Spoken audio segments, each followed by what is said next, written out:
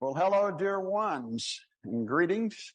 Welcome to the Center for Contemporary Mysticism in Philadelphia. It's a real joy to have you here, both those of you here at St. Paul's Church in Philadelphia and those joining from across the country and even other countries. In fact, we have people registered for the program today from Canada, France, India, Ireland, Peru, and Spain. So wherever you're coming from and joining us, we warmly welcome you and look forward to a wonderful program together. You know, September, I think, is a great month for many of us who have the opportunity to vacation a bit and travel, be together with kids and family. It's always still a joy to me when September comes and we get back to kind of also being able to gather with our spiritual family. So that's a blessing. And a spiritual family, we realize, not just here in our community, but actually around the world, thanks to technology today. We really have a spiritual family around the world. So we have a wonderful program for you today, which I'll introduce in just a moment. I first want to say a few thank yous to our board of directors who are very hardworking, our program committee volunteers, to our tech folks, Paul and Olivia, who we couldn't do without them. Also, I want to thank especially our host and partner, St. Paul's Episcopal Church. We do a lot of things together, but they are wonderful hosts, and some of you have met Father Eric Hungerford, and we have a new assistant rector who said he might drop in today. I don't see him here yet. He is the Reverend Josiah Daniels, who is taking over family and children and youth ministry. So we're grateful to St. Paul's and all of those who make this beautiful, gorgeous place available to us. Just quickly, for people who are new, be sure and check out our website, because our website, contemporarymysticism.org, is full of all sorts of videos of past speakers, programs, inspirational resources, and a lot more. So that's a great place to be together on your spiritual journey and looking for resources that will help you. So now it's a pleasure to welcome our guest for today. Sophia Demas is a person, as you know, of many talents, gifts, and experiences, which you're going to hear more about. But as we do here at the center, instead of us giving a big flowery welcome, we like for our guests to tell their own story and their own journey, which she's going to do. So I'll ask Sophia to come over, if you would. Let's welcome her to the center. And also our very own Patricia Pierce is going to lead the interview. Patricia, if you'll come over. And she does a great job, as you know. So after Sophia and Patricia have had time to dialogue for a period, and whenever the Spirit leads, we'll let them open it up for questions, comments, and a nice dialogue with those of you here and also those of you who are joining by Zoom. As we said, we have people from about 6 or 7 different countries, and so we might get to see and hear some of them. So this is where I have to say good morning, good afternoon, and good evening to everyone who's participating. So it's a real joy, Sophia, to have you with us, and we're looking forward to a great time together. So at this point, Patricia and Sophia, I'll turn it over to you. Thank you, Joe. Thank you. So, Sophia, you've written this book, The Divine Language of Coincidence, and you give an account of the many really unlikely coincidences that have been part of your life, and you looked back and reflect on those and recognize them as a form of divine communication. And we're going to get into that a little bit later. But first, I would like you to share with us how it is that you and I met, because I think it's just an example of what you're writing about. It's a perfect example. Okay, so we're Greek Orthodox, and our church is over an hour away, so we go to church every other Sunday. So on the designated Sunday, Frank was in San Francisco, and I had gotten an email from, I don't know where, but it said that there's a New Thought church that was within walking distance of my house. So I thought, I like New Thought. So I thought, okay, I'll go to New Thought Church. So I walk over, and there's 2 churches, and neither one says New Thought. So it's kind of like eeny, meeny, miny, mo, but one, there was unity in the name. So I like unity. So I thought, okay, I'll go into the Unity Church. So it's this beautiful space, as is this, which by the way is just gorgeous. So I go in and somebody's talking about St. Paul. And I'm like, it doesn't sound like New Thought, but maybe they're open, you know? And then this pastor, she's wearing these robes, and I'm like, definitely not New Thought here. And then she proceeds to play the drums while somebody's playing the piano, and I'm like enjoying this. And then afterwards, oh, and she did a tremendous sermon. So afterwards, a man comes up, introduces himself, and he says, "There's soup down in the basement today, so come on." And somebody at our church had asked me about a child, if I knew of a child psychiatrist. And he ends up being a child psychiatrist. So I thought, well, this is what brought me here, was, you know, so I could introduce this person to my friend. So then we're talking, and somehow I talked about the book, and right in the middle, he says, "You need to meet Patricia Pierce." So now this is the key. This is where the key is. I could say, "Oh, okay," and not do anything. But when somebody says, like, you need to read this book, or you need to, watch this movie, I do it. So I contact Patricia Pierce and became friends. Here we are. Exactly. That's a very good example. Yeah. And my connection with the Center for Contemporary Mysticism has a similar story around it. So we're all here because of these really bizarre synchronicities. And you are in Philadelphia because of that as well, because your life configured itself so that you could come to Philly and study with and work with Buckminster Fuller. So give us just a little touch of that experience and what that was like for you. Yeah, that's, I would say, a biggie, because I started out in art education, and my senior year, I had a dream. My mother was really into this art education, because if you're a woman, what else are you going to do with your art? So I went for it, and then my senior year, I had this little dream, and it was just a quickie. It was the doorbell rang. It was the mailman. He hands me an envelope. I opened it. It's my teaching license, and I went, I don't want to teach. I threw it in this little plastic bin. And I went the same day, it changed my major to, I decided I wanted to be an archaeologist. So I changed my major to art history. And this didn't go over well with my parents, but that's what I wanted to do. And then I got a scholarship to study Etruscanology in Italy. And one of my roommates, one night, we would, sit up all night, and we would, philosophize and smoke Gauloise. And so he says to me, if you could be with anyone dead or alive for half an hour, who would it be? I have no idea who I said. It doesn't matter. So I said, well, who would it be for you? And he said, Buckminster Fuller. And I knew he had invented the geodesic dome, but that was about it. So I said, okay, he did the geodesic dome, but why would you want to spend that half an hour with this one guy?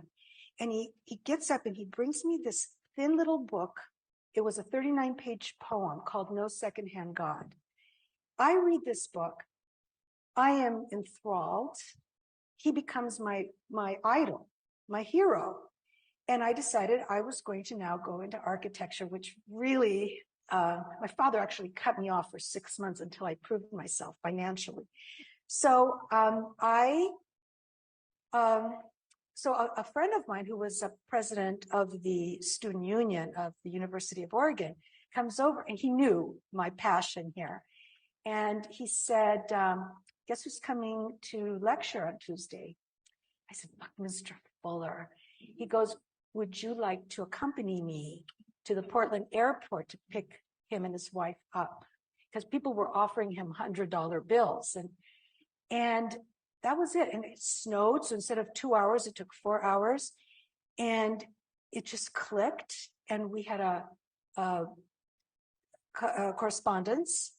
And when I graduated, he asked me to come and work for him. And I never took a moment of it for granted. Great. I mean, how does that work, you know? Exactly. So I'd like you to read a passage from your book about some of the things that were happening around your wedding, because as you said, people think of these grandiose kinds of things, like having the opportunity to work with Buckminster Fuller. But we can have these experiences that are like these mini miracles in our lives where things just start to connect. And a lot of those happened around your wedding. So if you would read that passage. Okay, according to the A Course in Miracles, for whoever's familiar with it, the definition of a miracle is simply, one of the definitions is a change of perception for the greater good. So it could be just changing your mind, like going, I used to be for capital punishment, like 40 years ago, like kill them, get them off the street, kill them.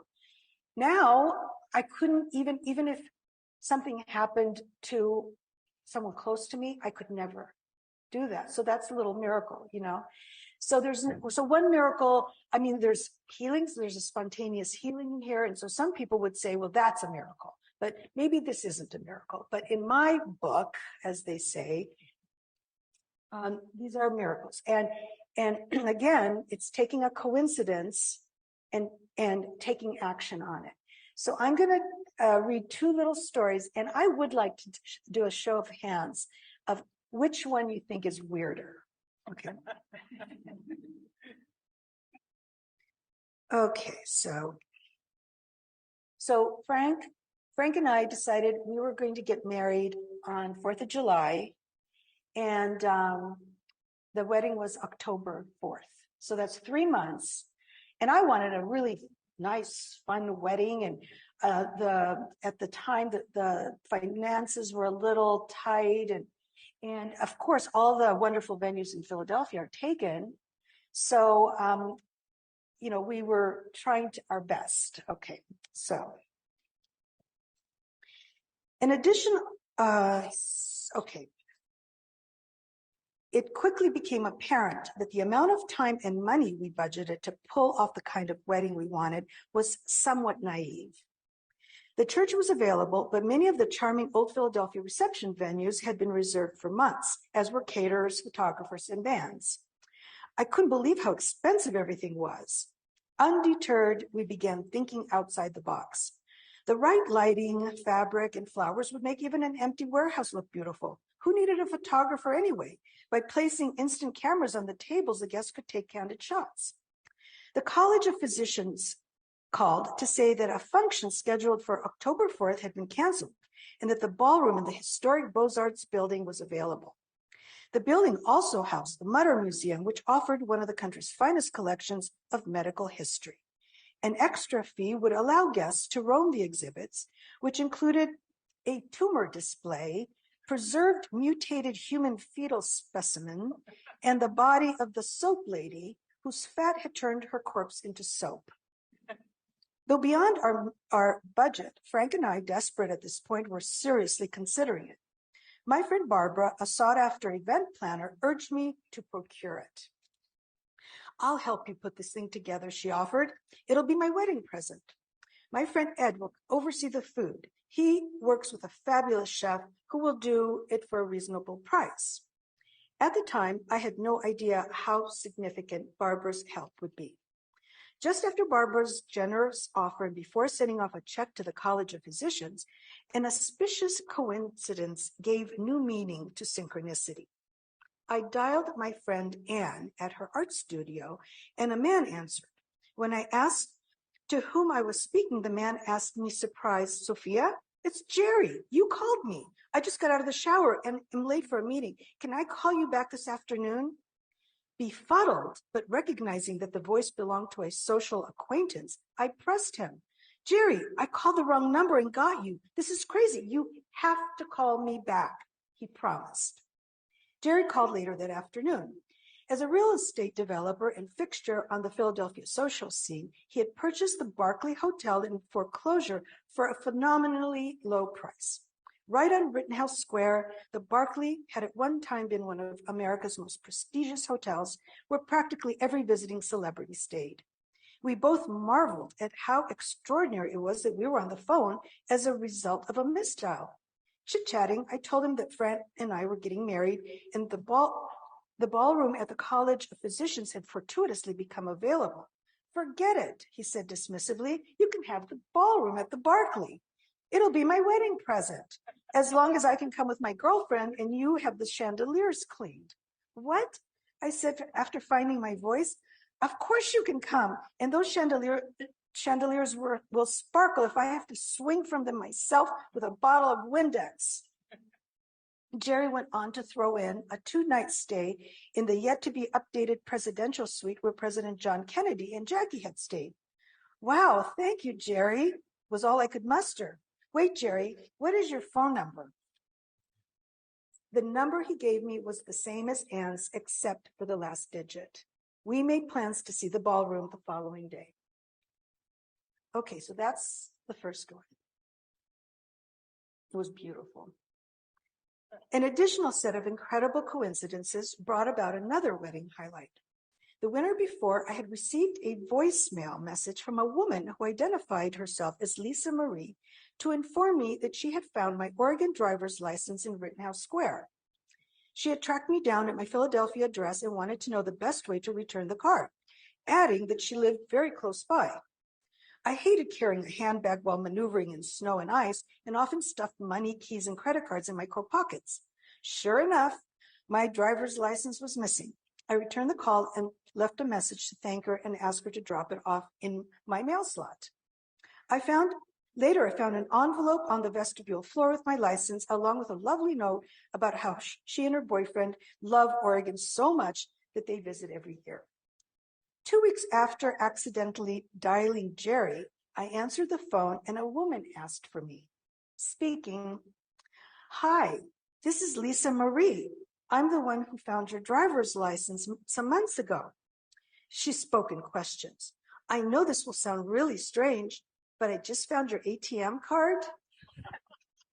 "I don't lose cards." She had my full attention.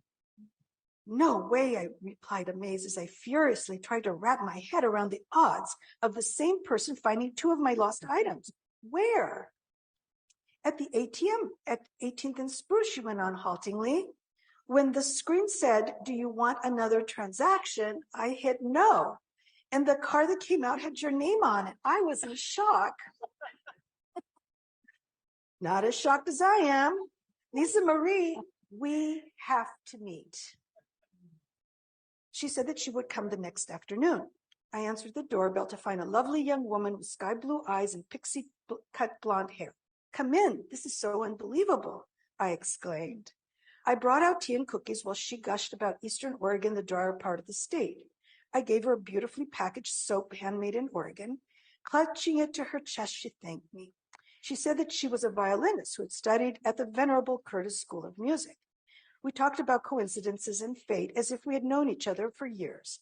I told her about the upcoming wedding, that I wanted Rodrigo's Concierto de Aranjuez to be the music for the walk down the aisle, and asked her if she had ever played it. Of course she had. Then Lisa Marie's eyes lit up. "I would love to play it at your wedding if you'd like." If I'd like? Although the piece was composed for the classical guitar, I'd never thought of going with anything other than the organ played by the regular church organist. There's nothing I would like more. And I'll see if my friend Alan, who plays the classical guitar at Le Bec Fen, will be available to accompany me. Really? Le Bec Fen was the only restaurant in the city with a 5-star rating, and Alan was an acclaimed musician and composer. "My playing will be your wedding present, but you can give Alan, say, $150. "Thank you, Lisa Marie. What else do you say to someone who finds your driver's license months later, finds your ATM card, and then offers to play your favorite music at your wedding on the violin with a virtuoso classical guitarist. So I would like to ask which one you think is stranger. So who goes for the wedding, for the Barclay Hotel ballroom? Second one. The first one. Oh, that's interesting. Usually it's 50-50. Okay. Who thought the second one with the two cards? I know, but I mean, the first one, it's like, what are the odds that you dial a wrong number, and even you get somebody that you know, and then they recognize your voice. I mean, and then we get the so it would have been. And the reason why I wanted to, point these two out is because, so the first one, when he said, "Oh, I'll call you this afternoon," and I go, "Well, you don't have to call me. I wasn't calling you. I was calling out. I really had nothing to say to him." But it was that bizarre. It was that bizarre that I had to talk to him.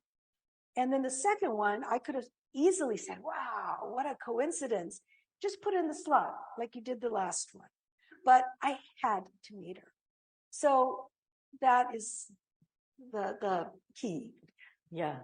And that's one of the things that really comes out in your book is you recognize at some point that it's the taking action in response to these synchronicities, these coincidences, that opens the way for these really amazing things to happen.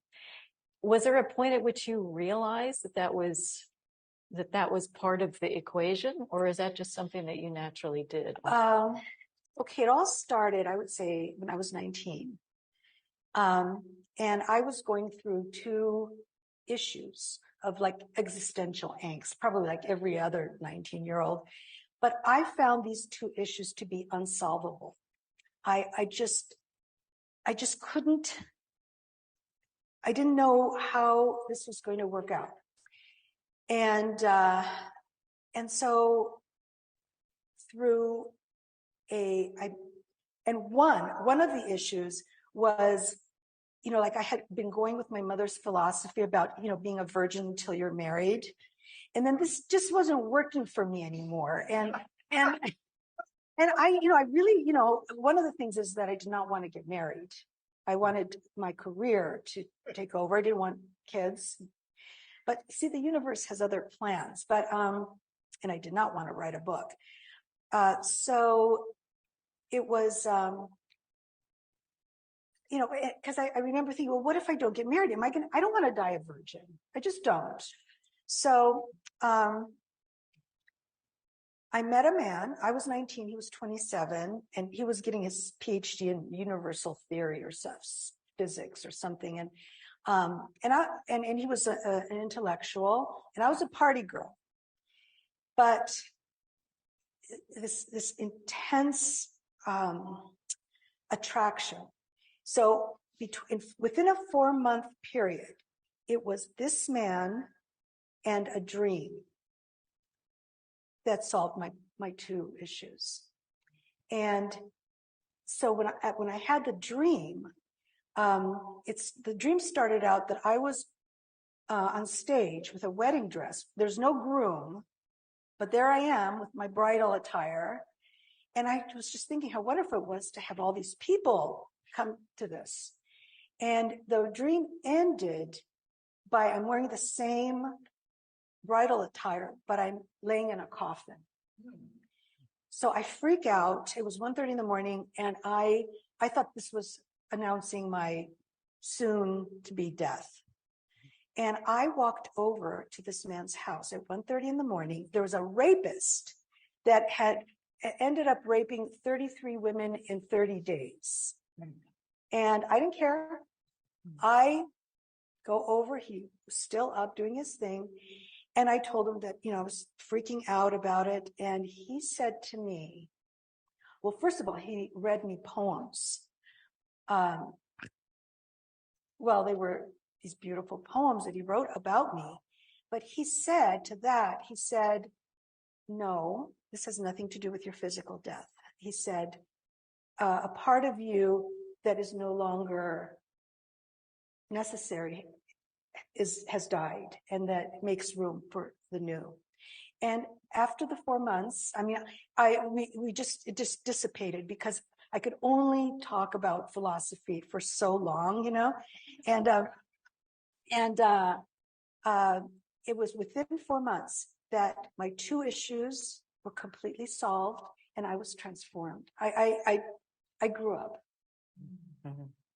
So you recognized at that point that taking action, that responding to it, because I think that's one thing a lot of us can sort of fall into, is be blown away by these weird things that can happen, but we leave it there. You know, we just like, wow, was that weird? And by not responding to it in some active way, we leave it there, and we don't let it open the doors, open the possibilities that might be ready to come into our lives. And what I'm so grateful for is that the magnitude of the gifts that I received was not lost on me. Mm-hmm. Like, it was just so apparent that there's something bigger going on than me.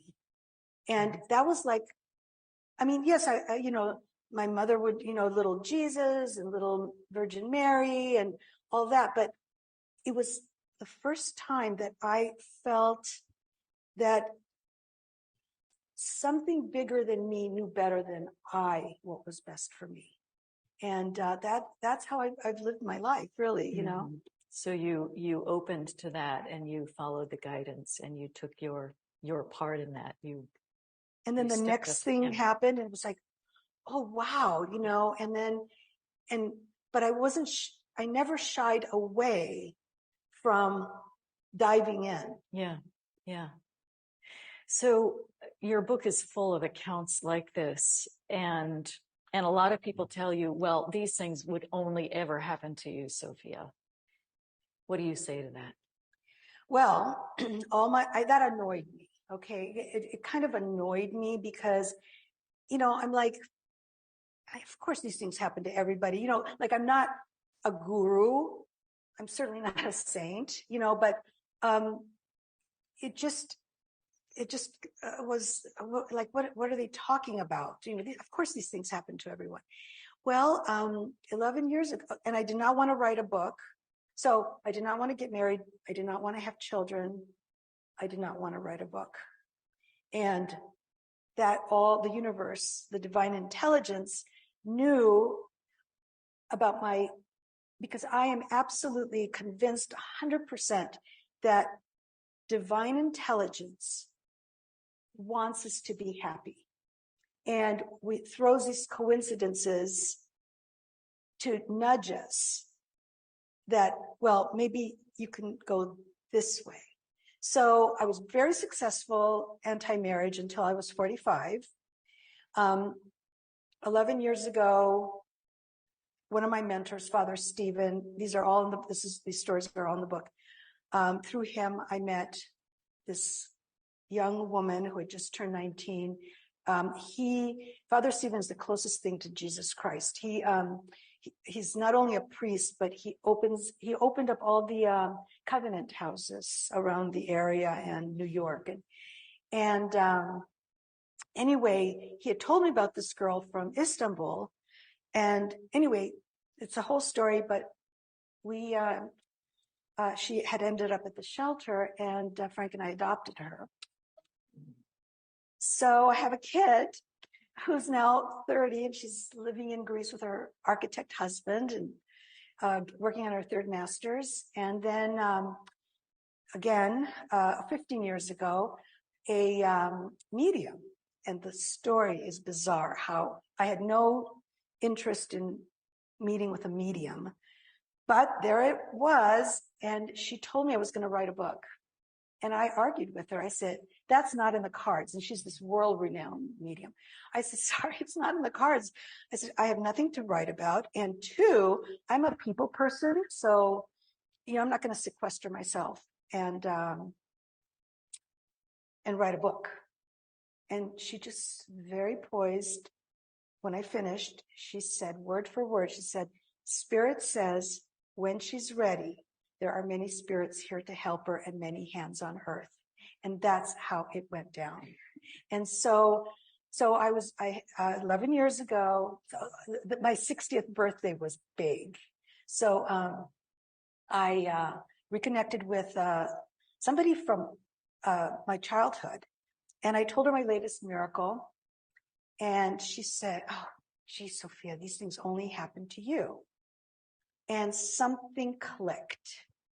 And after meditating on it and realizing the key of taking action, because I went back to all these things. And this is something you can do, like, okay, how did you meet your partner? What if you hadn't gone to the store that day? You know, I mean, there's, you all have stories, you know, and if you go back and see what action did you take to get to here, and that is when I decided to share. And I had, I mean, there were so many. I made a list of all the coincidences, and then, you know, you take action, then you get the miracle. You get exactly what it is you need. So there were so many that I plucked, all the ones that had to do with death. So the next book is being published now.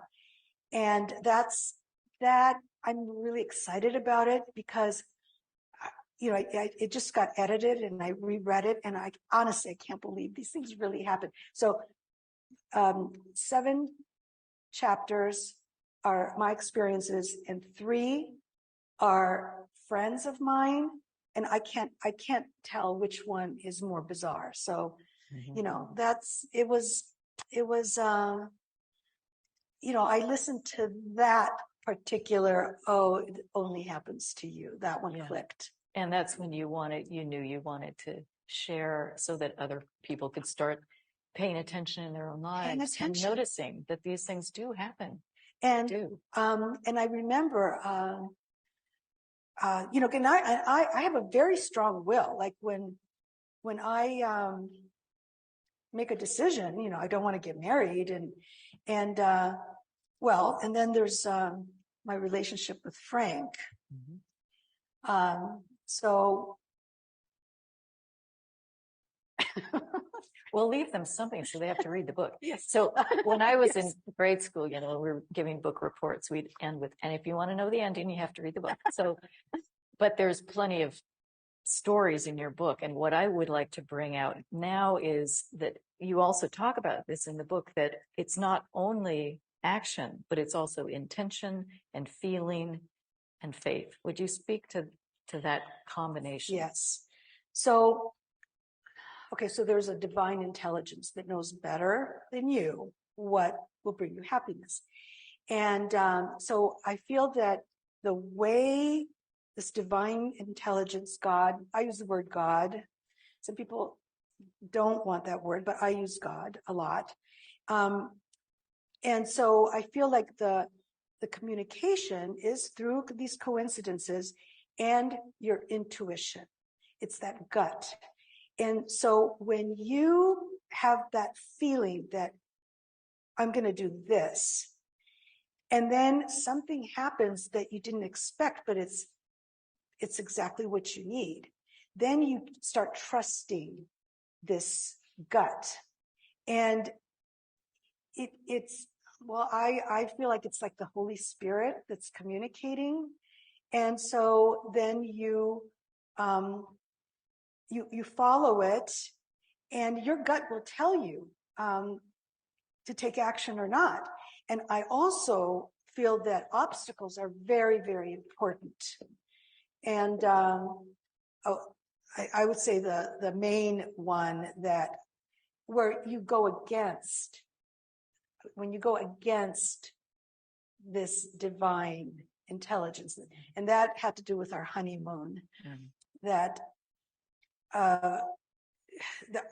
like don't go to Mexico, you know, and no, I'm going, it's my honeymoon. And then that story sure taught me about listening. Yeah. Well, I want to make sure that we have plenty of time for questions. And people can sign up for your email list, right? If they want to know about when your next book is coming out. You want to let people know how they can do that? Yeah, it's just sophiademas.com, and you subscribe, and then I'll just let you know when the audiobook comes out and when the second book comes out, so which is scheduled for spring. Great. Is there anything else you want to share before we move to Q&A? No, I think that I'll be, prodded by people's comments. Great. And any comments, and if anything resonated with you. Great. Okay. Thank you, Sophia. All right. So Thank now you. we'd like to open it up. If ananybody has any questions you'd like to ask. We have a microphone here, Yeah. so Ken will wait till pass you the get your mic around. microphone, and then Do you want to stand up? share your thoughts.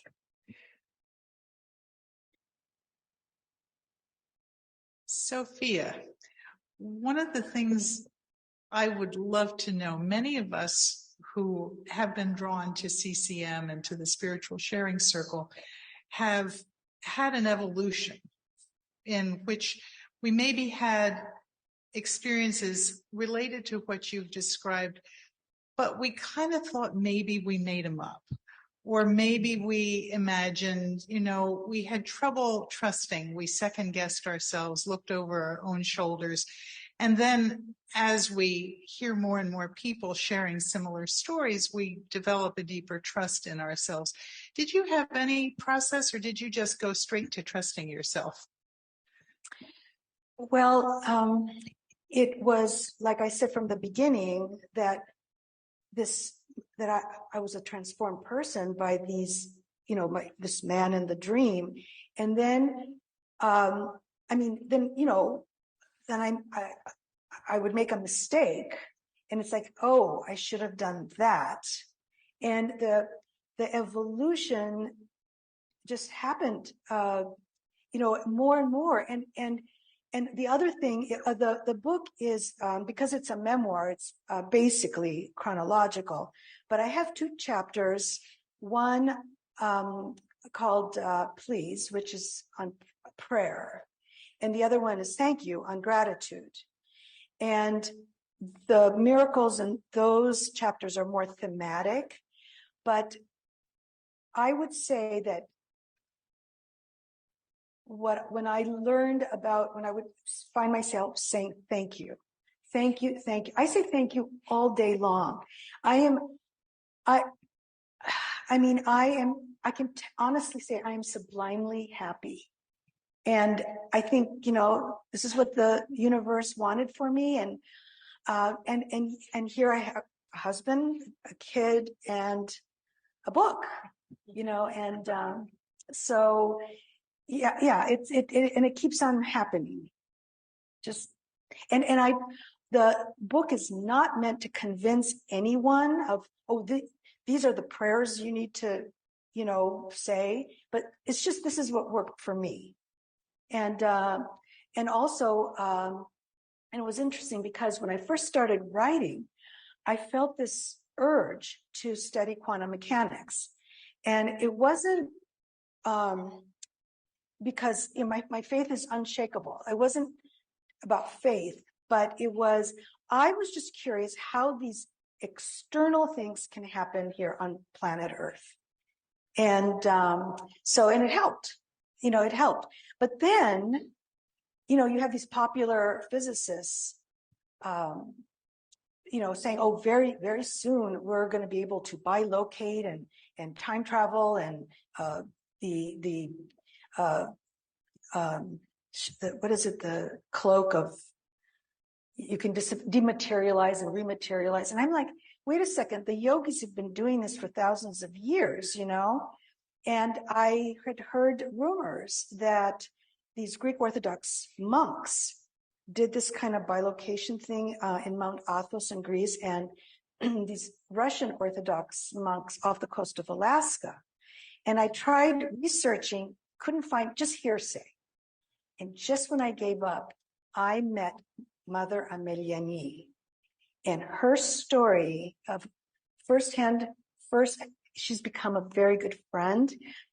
She runs a monastery in Maryland, and she has a story, a firsthand story on bilocation that will blow your mind. So I have two appendices in the book. One is on a sort of metaphysical, and the other one is on the quantum side. And which book? This one, yeah. This is the only one that's out, But yeah, I think we have somebody back here. Hi there. You spoke of divine intelligence wanting everyone to be happy, right? And so I'm just thinking of my own life, and I've lived a lonely life. I never married. I never had children. I wanted to marry. I wanted to have children. Oh, and so then you talked about Mexico and not listening to that inner voice, and I guess I get confused between divine intelligence wanting us to be happy, and certainly I'm grateful for all the good that I have, just abundant good.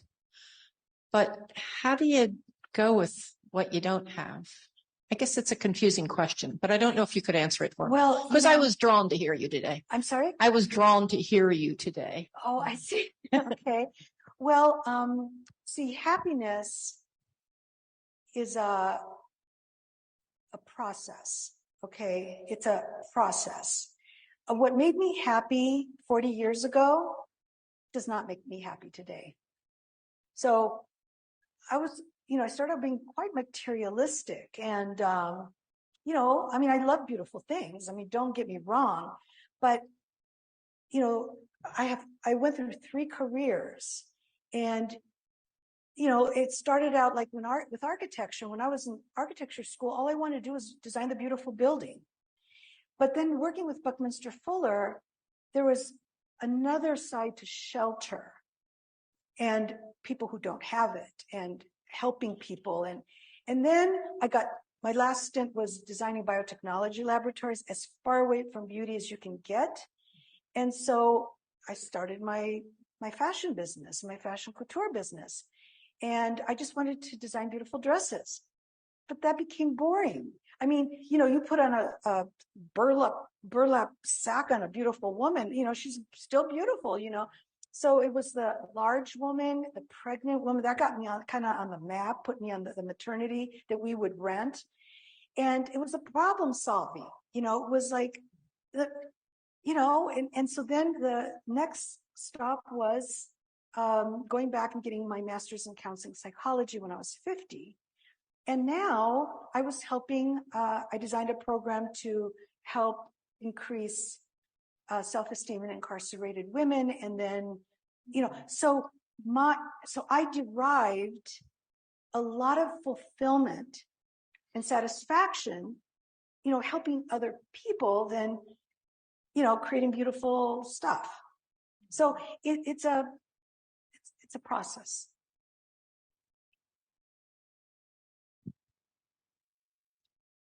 I actually have 2, because you just got me going with another one, which is, do you think that your doing good has helped you get more assistance? That's one question. And the other is, can you intend for it? Like you, the way you're describing it, you say, the spirits or God or whatever has other plans for us, and they maybe shape things so they give us opportunities. But do you think it's possible to also have intentions for certain things and then actually bring in those opportunities as compared to them being offered? Yes. Okay. Oh, yes, absolutely. But on the other hand, you pay attention. You have your intention, but you pay attention, because, like, let's say, you really want a red Ferrari and you want it, damn it. You're going to get this red Ferrari no matter what. Well, the loan doesn't go through, this happens, that happens, they can't find one. And then, no, you have free will. Unfortunately, we have free will, and you're going to get that Ferrari. You get the Ferrari, I crash and die. I should have listened to, maybe what we want may not be the right thing, and listening, like you were saying, it's like, maybe when you go back and thinking, I didn't do that. Why didn't I do that?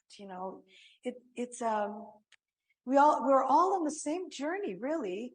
But I think, and I have it in the book, I believe that I've kind of described 3 levels of spiritual being. Okay, so I feel a lot of people, most people, I would say, is on the first stage, which is from the perspective of wishful thinking.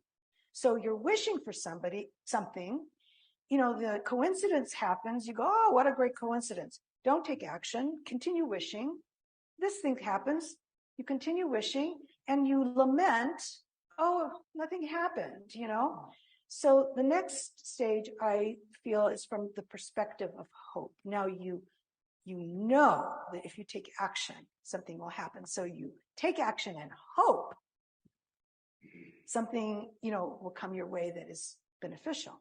And then the third, and I go back and forth because I'm not perfect, but it's from the perspective of faith. And from there, it's like, you don't have to worry anymore. You don't have to worry when things don't go well, then you just, oh, well, it's just not meant to be. And you become a less anxious and a happier person. Thanks. Also, I want to just let the people who are online, watching this online, know that we're going to open it up for your questions in just a moment. So you can click the raise your hand button and we'll be calling on you in just a minute.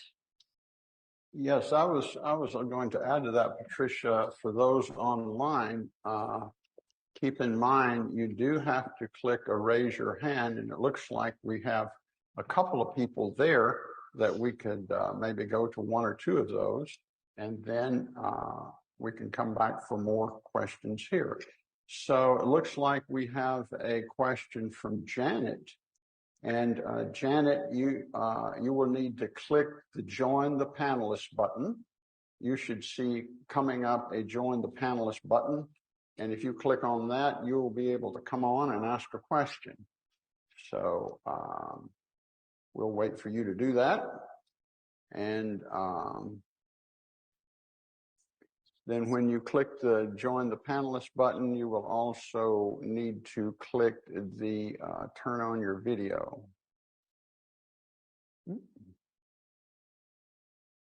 Well, possibly that's not working.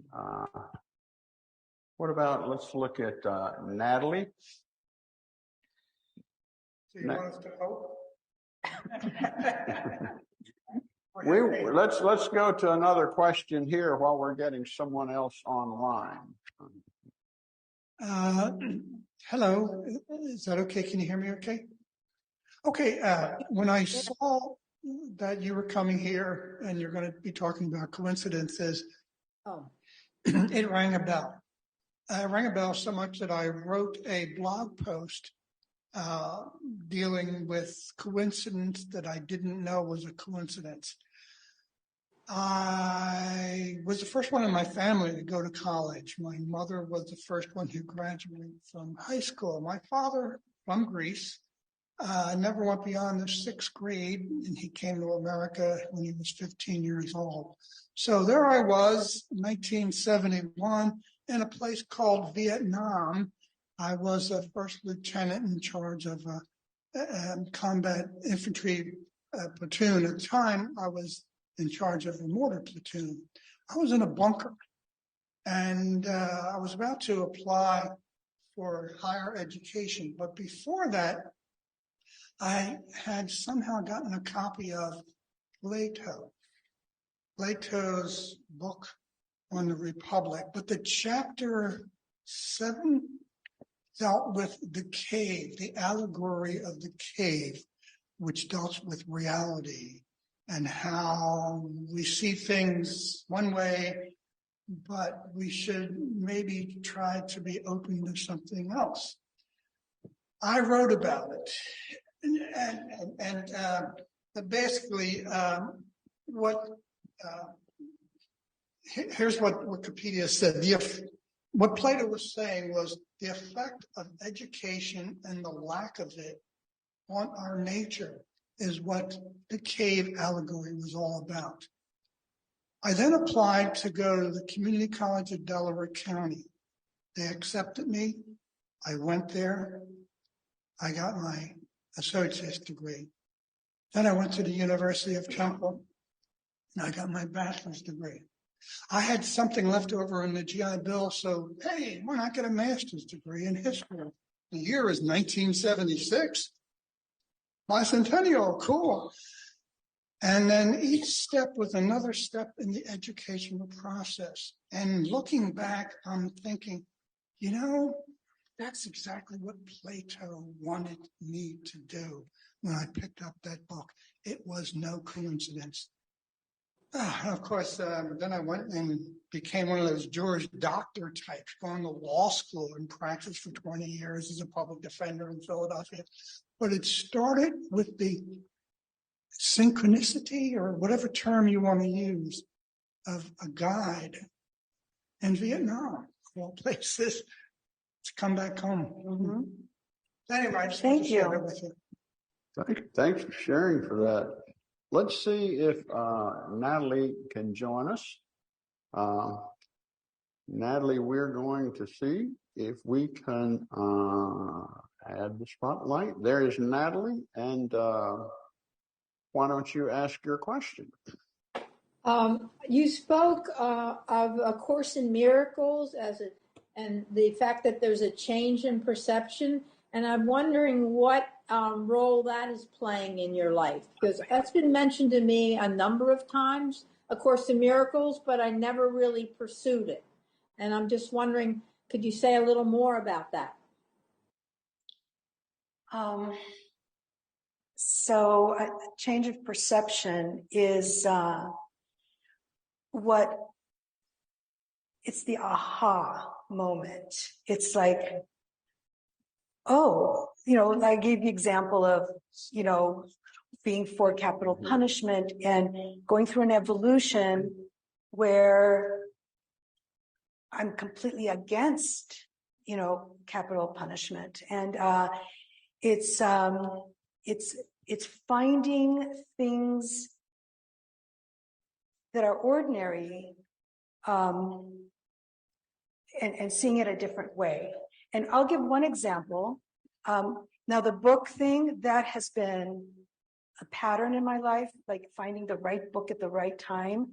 I write about how I tripped on the Course in Miracles. There's one time I was having my lunch in Rittenhouse Square, and there was a bench. There were 3 benches, and one had a book on it. So of course I'm going to sit on the bench with the book. And the name of the book was, I thought it was really odd. I didn't know what it meant. It was Who Told You You Were Born Naked? And it was written by a Trappist monk who was also a student of A Course in Miracles. And I thought, that's an odd combo. It was, and of course I have to read the book now. See, that's the thing. You have to read the book. And it was the most beautiful book on forgiveness I've ever heard. And through that, so now, you're starting to go through a process here. Things are changing. And I discovered, Greek is my first language, and I discovered that in the Greek version of the Lord's Prayer, there's not a mention of forgiveness. And I thought that was really interesting. And so I went through and I retranslated it. It's in the book. And because the Lord's Prayer was written, it was spoken in Aramaic when the apostles asked Jesus, how do we pray? So he spoke in Aramaic, but it was written in Greek.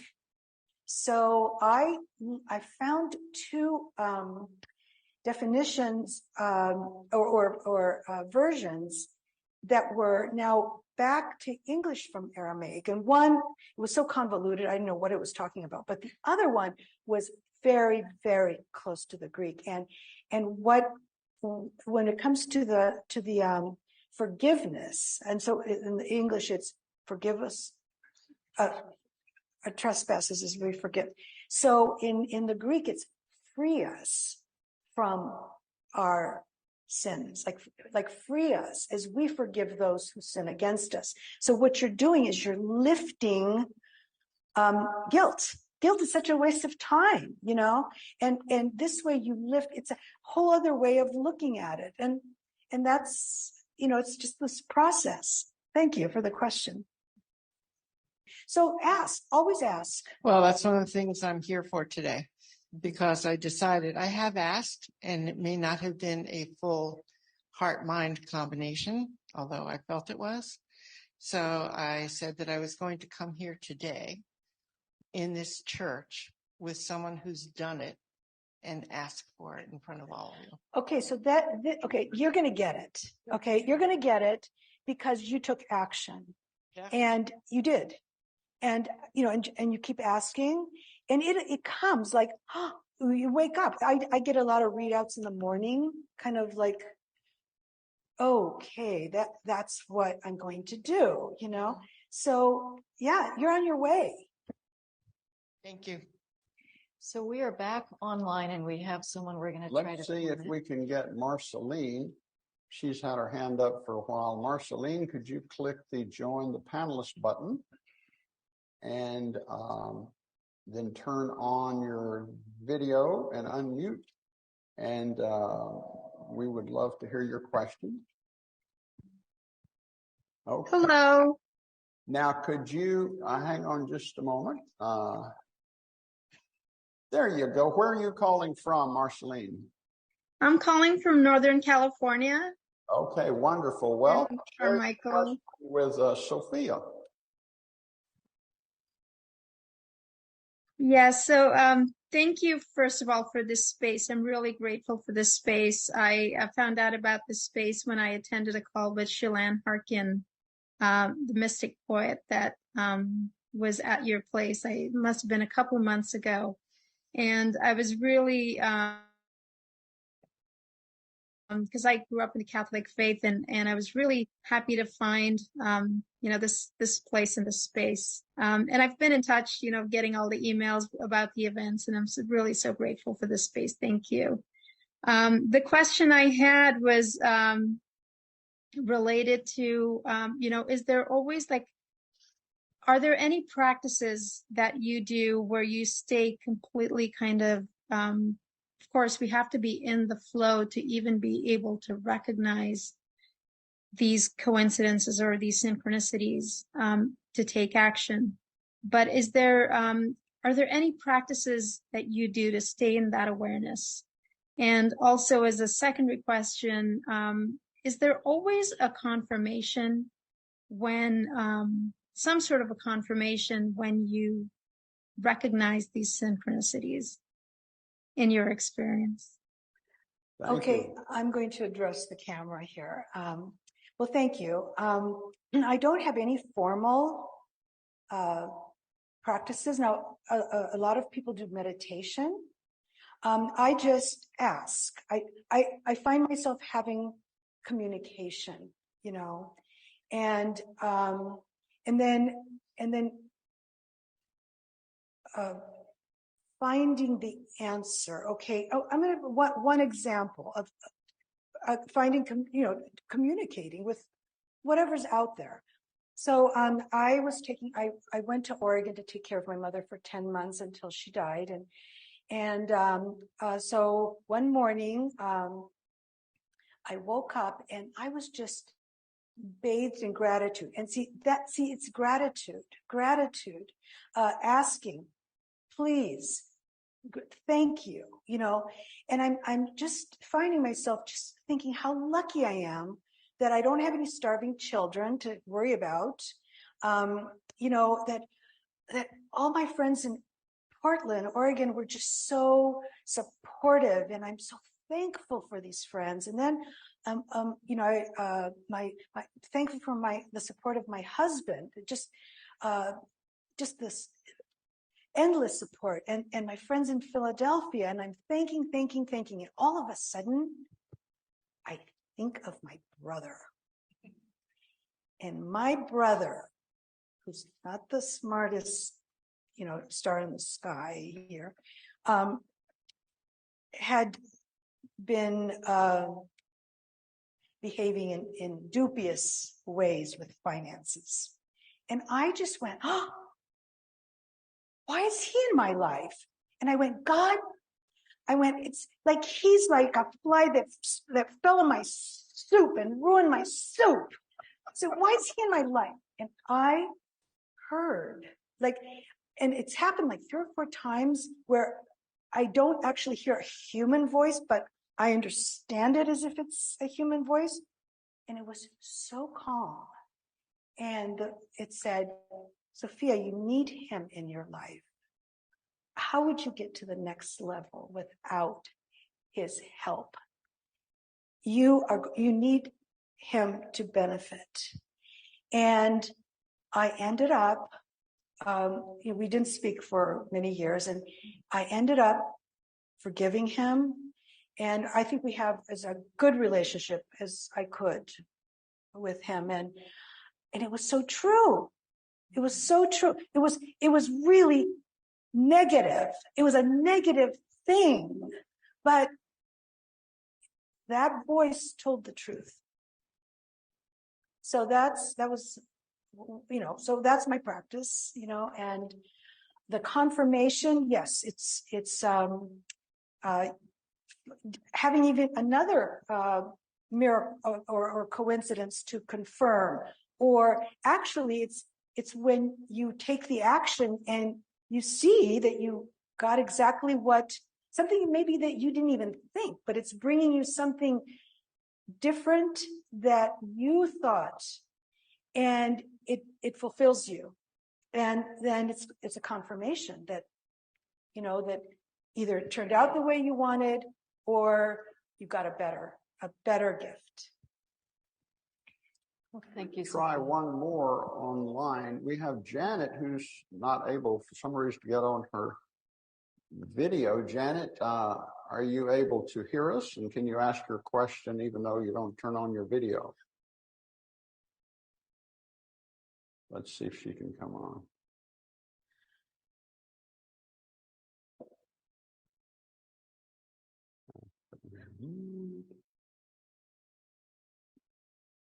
Well, sometimes people are on different devices and it just doesn't work. Let's take time. Is there maybe one more question here in the house before we take off? 1 or 2. Okay, over there. Good.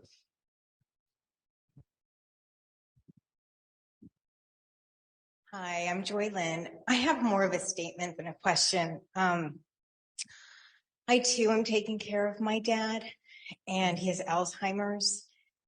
And I look at it as a gift. He's my favorite human. And the fact that I get to walk him to his next great adventure is my gift. But I also have a brother who's a fly. I have other words for him. And that's a nice one. Thank you. And I don't forgive well. I don't know, I'm part Mexican and I can hold a grudge like no other. And I have anger, and maybe it's developing me. So there's that. So you just told a bit of my story. But when I look at you, I think, wow, this woman is aligned. It's like you're aligned with your head and your heart.